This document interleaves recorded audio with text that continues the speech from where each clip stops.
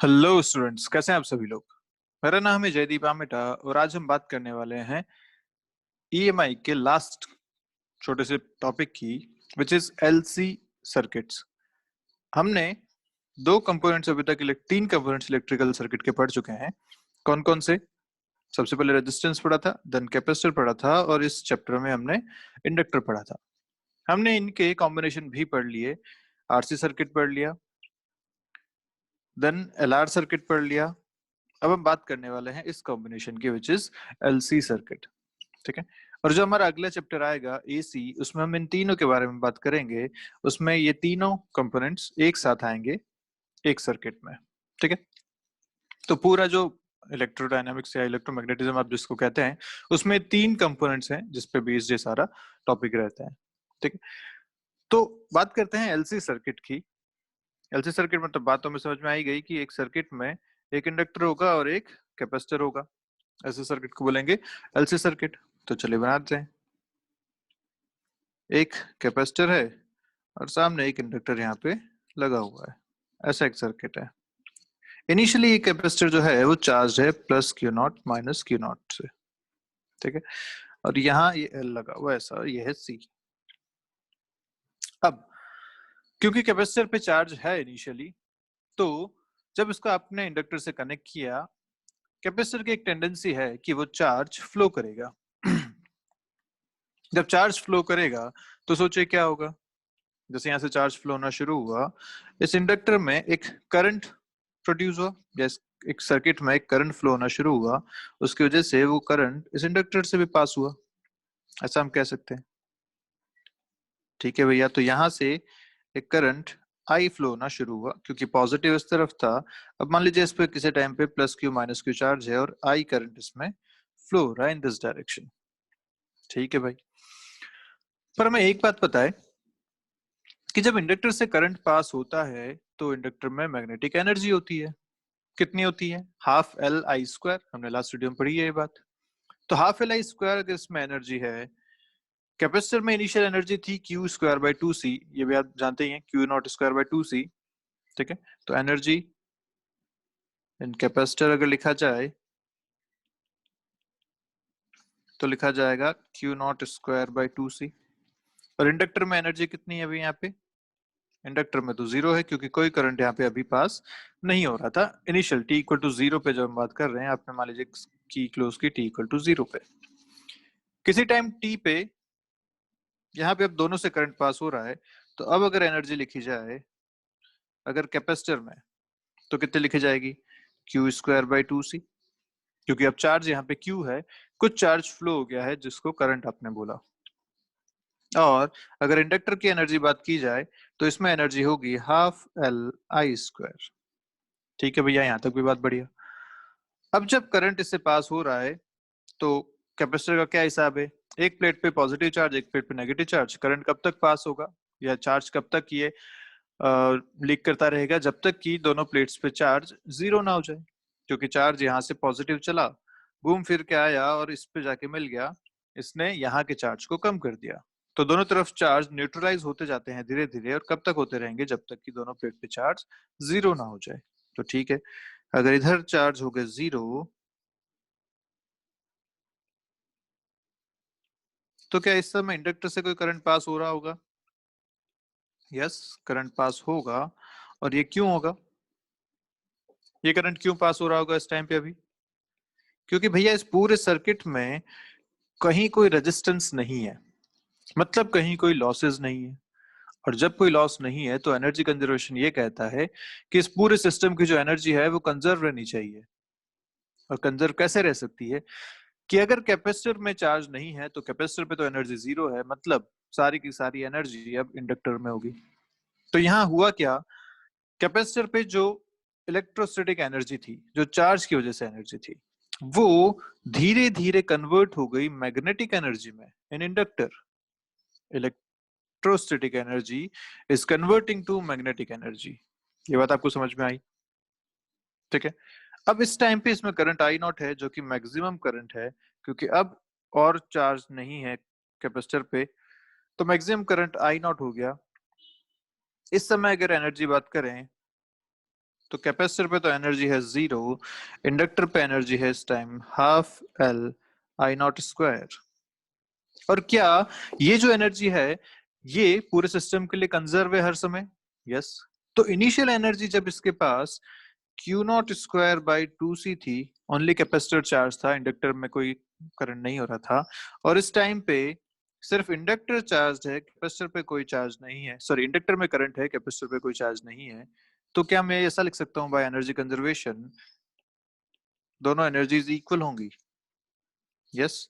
उस टाइम की energy is equal to this time की एनर्जी।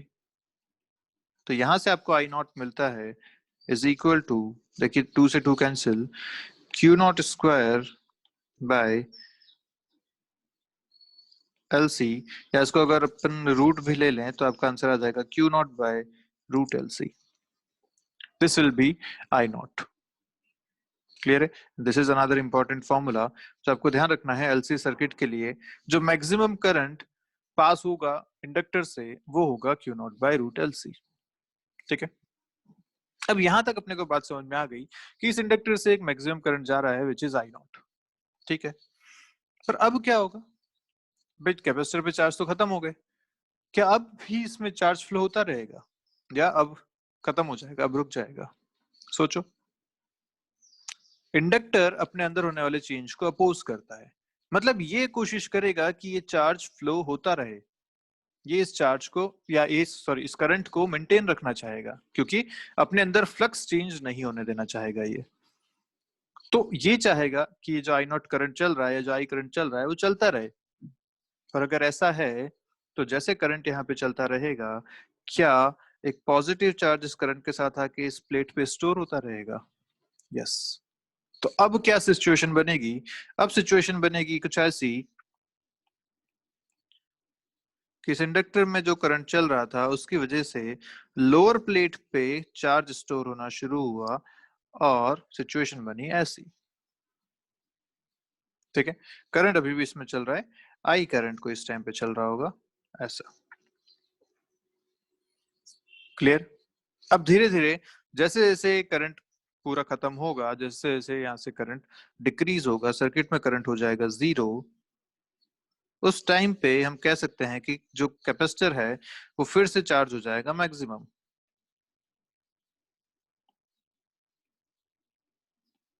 मैक्सिमम क्यों बोला मैं? क्योंकि एनर्जी तो आपको कंजर्व रखनी है।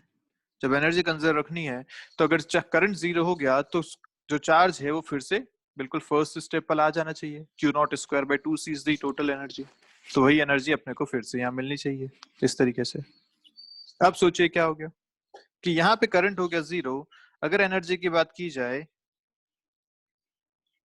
तो इंडक्टर में है 0, कैपेसिटर में है Q naught square by 2c, और यहाँ अगर एनर्जी की बात की जाए तो दोनों में कुछ ना कुछ चीजें चल रही है, तो एनर्जी इंडक्टर में लिखी जाएगी हाफ एल आई स्क्वायर और कैपेसिटर में लिखी जाएगी Q square by 2c। Clear है? अब क्या होगा?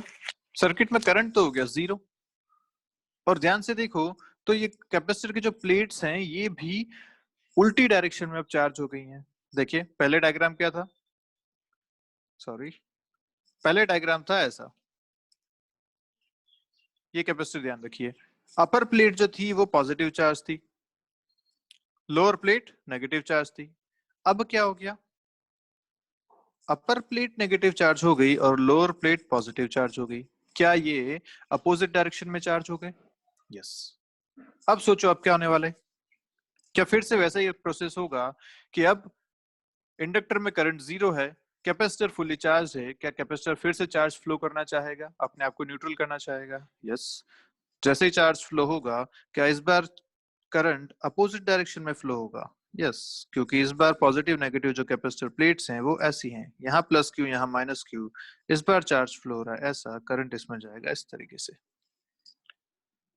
अपोजिट डायरेक्शन में करंट फ्लो होना शुरू हुआ।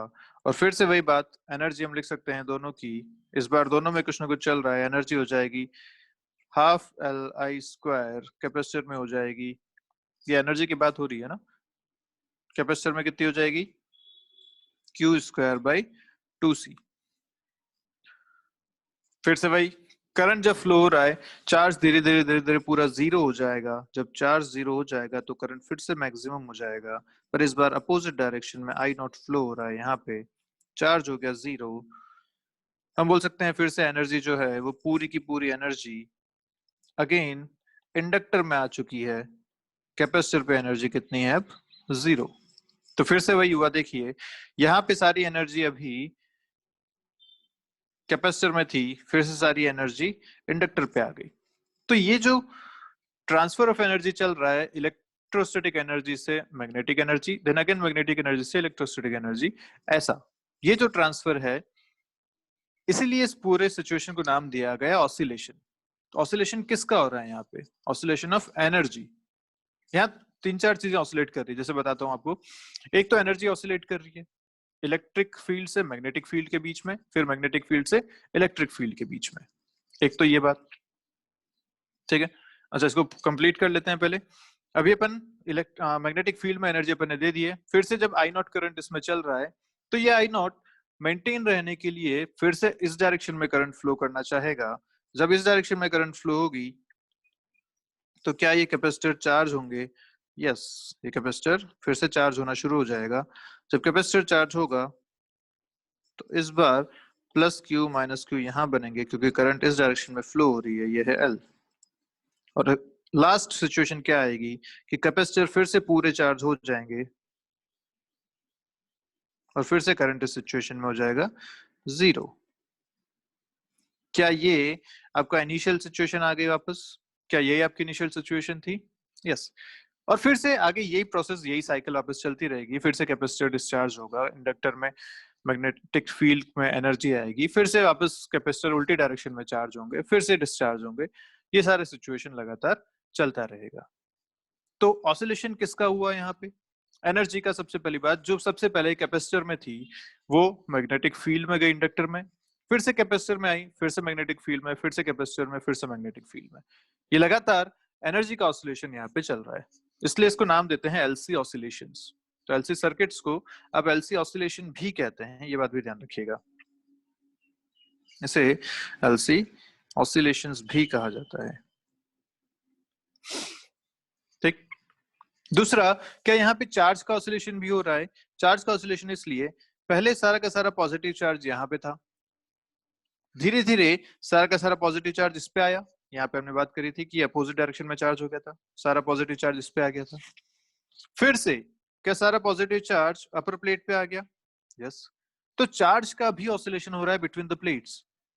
एक बार पॉजिटिव चार्ज अपर पे तो हाफ साइकिल पे नेगेटिव पे, फिर साइकिल कंप्लीट हुई तो अपर पे। तो ये पूरी एक साइकिल बनी, जब चार्ज जहां पे इनिशियली था वहीं पे वापस उतना ही लौट के आ गया। तो initially upper plate was positively charged, then half cycle पे lower plate was positively charged, then complete cycle पे again upper plate is positively charged. तो ये एक पूरी साइकिल बनी और ये ऑसिलेशंस यहाँ पे चल रहे हैं। तो oscillation of energy, oscillation of charge, oscillation of current, आप कह सकते हैं कि एक बार क्लॉकवाइज चल रहा है, फिर एंटी क्लॉकवाइज चल रहा है, फिर क्लॉकवाइज, फिर एंटी क्लॉकवाइज। तो ये सारी चीजें इसमें हो रही हैं, इसलिए इसको बोलते हैं ऑसिलेशंस। और एलसी सर्किट है इसलिए एलसी ऑसिलेशन। आई गेस आपको यहाँ तक सारी बातें क्लियर है? पक्की बात? तो एनर्जी का ऑसिलेशन हुआ, करंट का ऑसिलेशन हुआ और चार्ज का ऑसिलेशन हुआ। यहाँ तक अपने को सारी बातें क्लियर हैं। मैक्सिमम करंट जो यहाँ पे फ्लो हुआ वो भी हम लिख चुके हैं। Maximum current I naught is Q naught by root L C, ये भी हमें ध्यान होना चाहिए, एज इट इज याद होना चाहिए, ठीक है। देखिए, करने का तरीका तो आप सीधा जानते ही हैं कैसे करना है। एनर्जी कंजर्वेशन यूज करना है, कैपेसिटर की एनर्जी इक्वल टू इंडक्टर की एनर्जी, बस यहाँ से आपको मैक्सिमम करंट मिल जाएगा। तो आप अगर कभी फॉर्मूला भूल भी जाते हैं तो कॉन्सेप्ट ध्यान होना चाहिए कि इसमें एनर्जी कंजर्व रहती है, तो जो इनिशियल एनर्जी है वो इंडक्टर में मैक्सिमम करंट के टाइम भी होनी चाहिए, ठीक। चलिए बात करते हैं इसके कुछ एनालिसिस की। Analysis of LC oscillation. Analysis मतलब कुछ फॉर्मूलाज डिराइव करते हैं। अब क्योंकि ऑसिलेशन है तो ऑसिलेशन जैसे इक्वेशन भी अपने को चाहिए, एसएचएम जैसी इक्वेशन भी चाहिए। कहां से लेके आए? इक्वेशन आप आराम से ला सकते हैं किसी भी जनरल टाइम पे। जब हम बात करें यहाँ पे इस सर्किट में, मान लीजिए इस पे चार्ज प्लस क्यू था, चार्ज माइनस क्यू था, इसमें करंट आई फ्लो हो रहा है, ये है एल, करंट ऐसा जा रहा है इसमें आई, ठीक है। तो इस टाइम पे इसकी एनर्जी कितनी है, तो हम जानते हैं कि इस टाइम पे इसमें एनर्जी अगर लिखी जाए तो वो लिखी जाएगी Q²/2C प्लस हाफ Li²। ये इसकी एनर्जी होगी इस टाइम पे। और क्या ये energy is total energy and is equal to Q0²/2C initial energy? Yes, energy conservation से हमें लिख सकते हैं कि जो इसमें इनिशियल एनर्जी थी Q0²/2C वो हर समय सेम रहेगी। तो इस समय जो एनर्जी है वो है Q²/2C प्लस हाफ Li², तो दोनों इक्वल होनी चाहिए। यहाँ तक अपने को कोई दिक्कत वाली बात नहीं है, ठीक है। अब अगर इसको मैं डिफरेंशिएट करूं इस इक्वेशन को, तो क्या मिलेगा भाई? टोटल एनर्जी जो है वो तो कांस्टेंट है, ये तो एक कांस्टेंट टर्म है, तो ये तो हो जाएगा 0, तो इसका डिफरेंशिएशन हो गया 0। क्यू समय के साथ चेंज हो रहा है लगातार, फ्लो जैसे जैसे हो रहा है वैसे वैसे चार्ज, कभी Q0 था फिर 0 हुआ, मतलब समय के साथ Q चेंज हो रहा है, तो इसका डिफरेंशिएशन आएगा 2Q/2C dQ/dt, ये इसका डिफरेंशिएशन आएगा, प्लस हाफ L, ये तो हो गया कांस्टेंट, करंट भी समय के साथ चेंज हो रहा है, कभी I0 मैक्सिमम करंट है कभी 0 है, तो ये हो जाएगा 2I di/dt, ये इसका डिफरेंशिएशन हो गया। ध्यान से देखें तो ये क्या मिल रहा है आपको, 2 से 2 कैंसिल, Q/C dQ/dt प्लस यहाँ भी 2 से 2 कैंसिल, यहाँ आपको मिलेगा Li। अब व्हाट इज di/dt? क्योंकि I होता है dQ/dt, तो di/dt हो जाएगा आपका basically d2Q/dt2, double differentiation of charge. इसको मैं यूज करता हूं तो इस इक्वेशन को मैं लिखूंगा d2Q/dt2। क्लियर है बात? अब ये इक्वेशन आपके पास कुछ वैसी बन रही है जैसी एसएचएम में बनती थी। एसएचएम में क्या इक्वेशन बनता था, याद करो, acceleration is proportional to -x, तो what was acceleration, d2x/dt2 is proportional to -x, ऐसा ही बनता था। या प्रोपोर्शनल हटा के हम इसको लिखते थे इक्वल टू -ω²x, ये इक्वेशन अपनी बनती थी यहाँ पे। तो यहाँ पे x की जगह q है, मैं उसको यूज करता हूँ, तो देखते हैं क्या इक्वेशन बनेगी।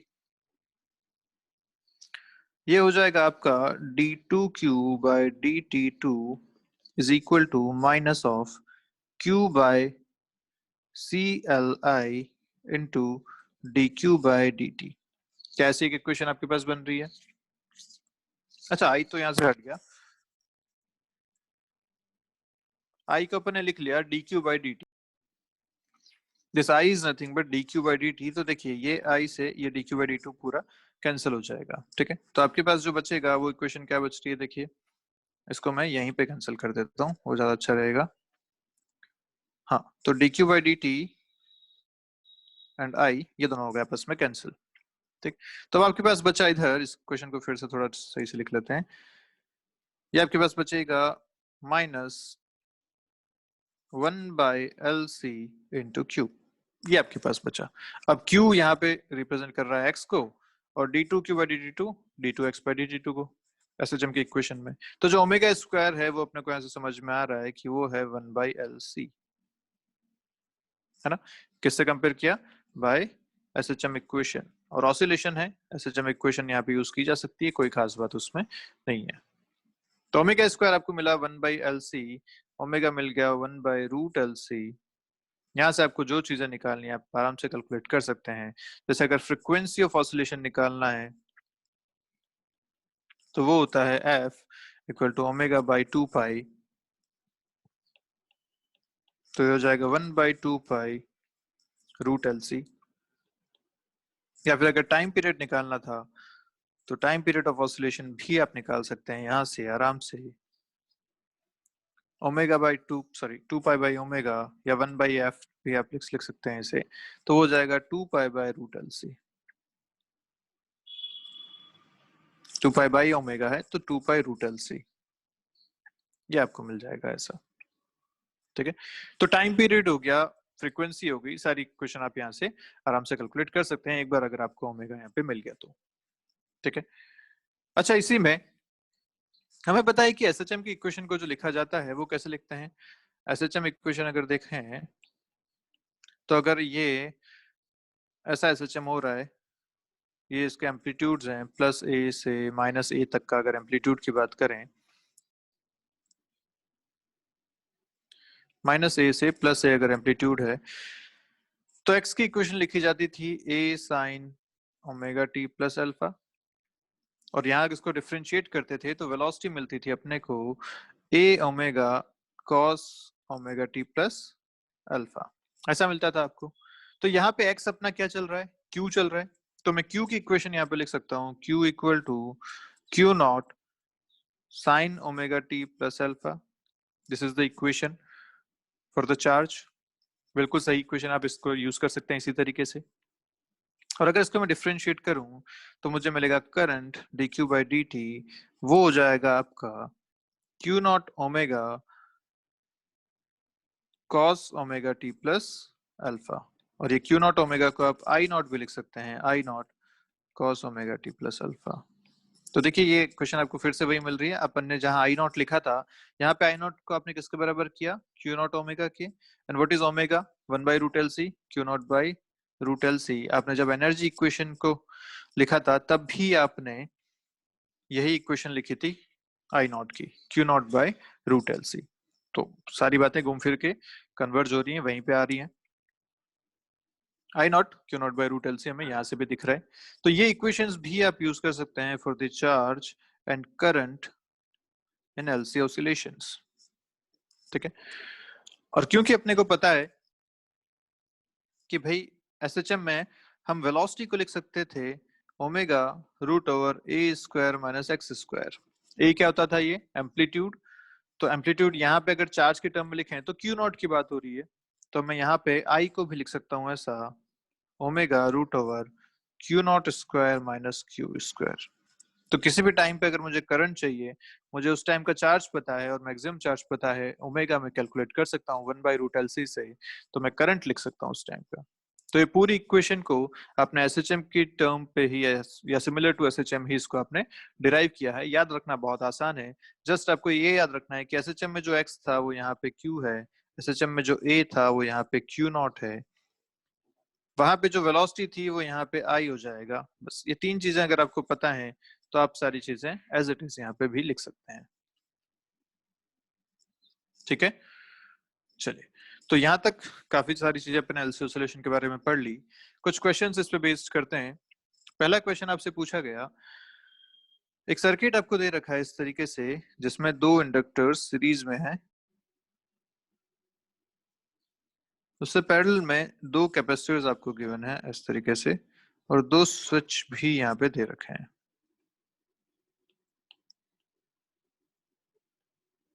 ठीक है। जो कैपेसिटर्स हैं उस पर charge minus Q plus Q है, और ये 2C है कैपेसिटेंस, ये कैपेसिटेंस C है, और इस पे जो चार्ज है वो +2Q और -2Q है इस तरीके से। ये S1 स्विच है, ये S2 स्विच है, ऐसा आपको बोल रखा है। ये L है और ये 2L है। चलिए, बोला गया S1 and S2 closed at t equal to 0, t equal to 0 पे S1 एंड S2 दोनों क्लोज कर दिए गए। Find oscillation frequency of charge in this circuit. Neglect mutual induction between inductors. ये आपको बोला गया, पूछा गया oscillation frequency, और बोला गया म्यूचुअल इंडक्शन को नेग्लेक्ट करना है, मतलब M नेग्लेक्ट करना है, ठीक है। ऑसिलेशन फ्रीक्वेंसी इसमें आपसे पूछी गई, तो बताइए क्या किया जाए इस क्वेश्चन में। तो भाई हम इस पूरे सर्किट को एक इंडक्टर और एक कैपेसिटर से रिप्लेस करना है, तो कैसे किया जाए, एक इंडक्टर और एक कैपेसिटर से, तो सीधा सा हिसाब है, इंडक्टर दोनों सीरीज में है, दोनों हो जाएंगे 3L इस तरीके से। म्यूचुअल इंडक्शन को आपने वैसे भी नेग्लेक्ट कर दिया है, तो M की यहाँ पे कोई जरूरत नहीं है, बस 3L ये हो गया। दूसरा, दोनों कैपेसिटर्स हैं, दोनों कैपेसिटर पैरेलल में कनेक्टेड हैं, हमें पता है पैरेलल कनेक्शन में C equal to C1 plus C2 होता है, तो ये दोनों मिलके भी हो जाएंगे 3C के बराबर। और चार्ज इन दोनों का बिल्कुल सेम प्लेट पे सिमिलर चार्जेस है, नेगेटिव चार्जेस दोनों के लेफ्ट पे हैं, पॉजिटिव चार्जेस दोनों के राइट पे हैं, तो हम सीधा सीधा इन चार्जेस को भी ऐड कर सकते हैं। This is -3q and this is +3q। अब बहुत आसान क्वेश्चन हो गया आपके लिए। ये पूरा सर्किट आपके सामने है। यहाँ पे आपको पूछा गया था ऑसिलेशन फ्रीक्वेंसी, ओमेगा हम निकाल सकते हैं 1/√LC से। कितना हो जाएगा? एल की जगह रखा जाएगा 1/√3L और सी की जगह 3C। ये आपको मिलेगा 1/3√LC। तो बस फ्रीक्वेंसी भी आप आराम से लिख सकते हैं। फ्रीक्वेंसी इज ω/2π, तो आंसर आएगा 1/6π√LC।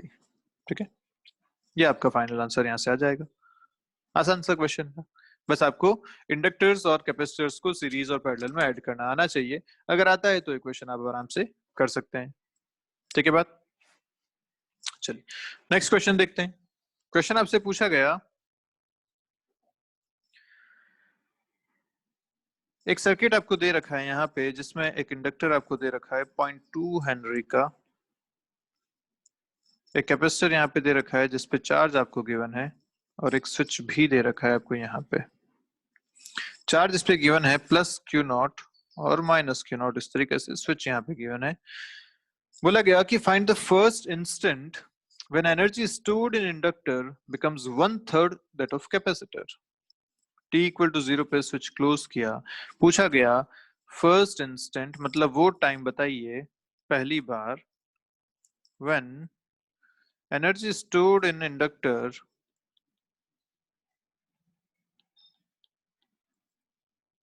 becomes 1/3 that of capacitor। ये आपसे पूछा गया कि वो टाइम बताइए। ठीक है, तो चलिए जल्दी से क्वेश्चन सॉल्व करके बताइए क्या करना चाहिए। इसको ऐसा लिखा गया है एक्चुअली कि energy in inductor is 1/3 times energy of capacitor. ये आपका क्वेश्चन है। तो क्या करना चाहिए? किसी भी जनरल टाइम पे एनर्जी हम लिख सकते हैं। इंडक्टर में एनर्जी होती है ½ L, उस टाइम के जो करंट उसमें चल रहा है, I² is equal to 1/3 of Q²/2C, जो भी उस टाइम पे कैपेसिटर पे चार्ज होगा वो। ठीक है, अब आगे क्या किया जाए? भैया हमें ये एक इक्वेशन तो यहाँ से मिल गई। दूसरी इक्वेशन में ये पता है कि टोटल एनर्जी जो होती है UC + UL वो होती है Q0²/2C के बराबर। तो यहाँ से भी लिख सकते हैं UC + UL, UC is Q²/2C, UL is ½ LI² equal to Q0²/2C। दो इक्वेशन हमें यहाँ से मिल गई। ये रिलेशन यहाँ यूज करते हैं तो देखिए क्या मिलता है, Q²/2C प्लस ½ LI² की जगह मैं रखता हूँ 1/3 of Q²/2C equal to Q0²/2C। सारे 2C कैंसिल हो गए। यहाँ से आपको मिलेगा Q और Q0 का relation which is Q = √3/2 Q0। तो ये एक रिलेशन आपको मिल गया। बेसिकली आपको बस वो टाइम पता करना है जिस टाइम पे चार्ज जितना होगा, और वो आराम से पता किया जा सकता है। कैसे? हमें चार्ज की इक्वेशन पता है, होता है Q0 sin ω/t + α। This is the equation of this. ठीक है, अब क्या करें? यहां से अपने को पहले निकालना पड़ेगा alpha, initial phase. Initial phase कैसे निकालते थे? तो भाई अपने को पता है कि t = 0 पे क्या चार्ज मैक्सिमम है सर्किट में? यस, Q0 चार्ज दे रखा था। और अगर ऐसा है तो तभी पॉसिबल है जब अल्फा π/2 होगा, क्योंकि आप अगर t = 0 रखते हैं तो ये ω/t तो 0 हो जाएगा। तो sin π/2 इज मैक्सिमम, मतलब अल्फा मैक्सिमम होना चाहिए π/2। ये आपको बात समझ में आ गई। अल्फा अपने को मिल गया यहाँ से। तो अपने को इक्वेशन पता है, Q की जगह डालता हूँ √3/2 Q0 equal to Q0 sine of ω/t + π/2 and sine π/2 + theta is nothing but cos theta. यहाँ से आएगा √3/2 equal to cos of ω/t। कब होता है √3/2? जब ω/t या जब थीटा इक्वल टू होता है π/6 के बराबर। ठीक है, 30 डिग्री पे होता है। तो π/6 के बराबर ये हो गया। यहाँ से आपको t मिल जाएगा π/6 omega, and omega is nothing but, omega कितना होता है 1/√LC। ये आप यहाँ यूज करेंगे तो मिलेगा π/6 √LC। This is the time period. और यहाँ पे आपको सारी चीजें गिवन है क्वेश्चन में। क्वेश्चन में आपको बता देता हूँ जो चीजें गिवन है। ये आपको दे रखा है 2 माइक्रोफेरेड का कैपेसिटर, सी गिवन है, एल आपको ऑलरेडी गिवन है, और क्यू नॉट भी आपको दे रखा है, क्यू नॉट आपको दे रखा है 200 माइक्रोकोलॉम। ये सारी चीजें आपको गिवन है। यहाँ से आप क्वेश्चंस में पुट कीजिए और अपना फाइनल आंसर वहां से बताइए। ठीक है, ओमेगा बताए, टाइम पीरियड का जो फाइनल आंसर आएगा वो मैं आपको बता देता हूँ। Time period will be 10.5 microseconds. This will be your answer, 10.5 microsecond. ठीक है, क्लियर है बात? चलिए, तो एलसी ऑसिलेशन पे ये सारे क्वेश्चंस हमने किए। एक क्वेश्चन और कर लेते हैं जल्दी से। क्वेश्चन आपको कह रहा है कि एक सर्किट है ऐसा 6 हेनरीज, इसमें एक इंडक्टर लगा हुआ है, यहाँ पे एक चार्ज है plus Q not minus Q not, sorry यहाँ पे कैपेसिटर है plus Q not minus Q not के साथ। कैपेसिटेंस दे रखा है 5 माइक्रोफेरेड, क्यू नॉट इसमें आपको दे रखा है इनिशियल 100 माइक्रोकोलॉम। आपको बोला गया find current in the circuit when charge in the capacitor reduces to 50 microcoulomb. When Q is 50 microcoulomb, उस टाइम पे सर्किट में करंट बताइए। Also find maximum current in the circuit I max, जिसको आप आई नॉट भी कहते थे, वो भी आपको यहाँ से पता करना है। ठीक है, सारी चीजें अपने को पता है, क्वेश्चन आप आराम से लिख सकते हैं। जब चार्ज इतना हो जाएगा तो पूरा अपने को निकालने की जरूरत नहीं है ना। पहले ऐसा नहीं करना है कि Q equal to Q naught sine omega T plus alpha देख रहे हो, वहां से टाइम कैलकुलेट कर रहे हो, फिर वहां से आप आई निकाल रहे हो, I naught cos omega T plus alpha से। नहीं, ये सब नहीं करना है ना। इसका एक शॉर्टकट हमें पता है, जो आपने अभी लिखा था, I equal to omega root over Q naught square minus Q square. सारी चीजें आपको पता है, यहाँ से आप आराम से कर सकते हैं। Omega will be 1/√LC, L पता है, सी पता है, ये कैलकुलेट करेंगे। क्यू नॉट अपने को गिवन है, क्यू अपने को गिवन है, आई सीधा सीधा आपको यहाँ से मिल जाएगा। एक बार एक क्वेश्चन तो हो गया यहाँ से आई का। आई नॉट आपसे पूछा गया, आई नॉट की वैल्यू भी पता है, Q0/√LC, ये भी आप निकाल सकते हैं। या Q0/ओमेगा ही है, this is basically Q0 into omega, तो ये भी आप यहाँ से कैलकुलेट कर सकते हैं।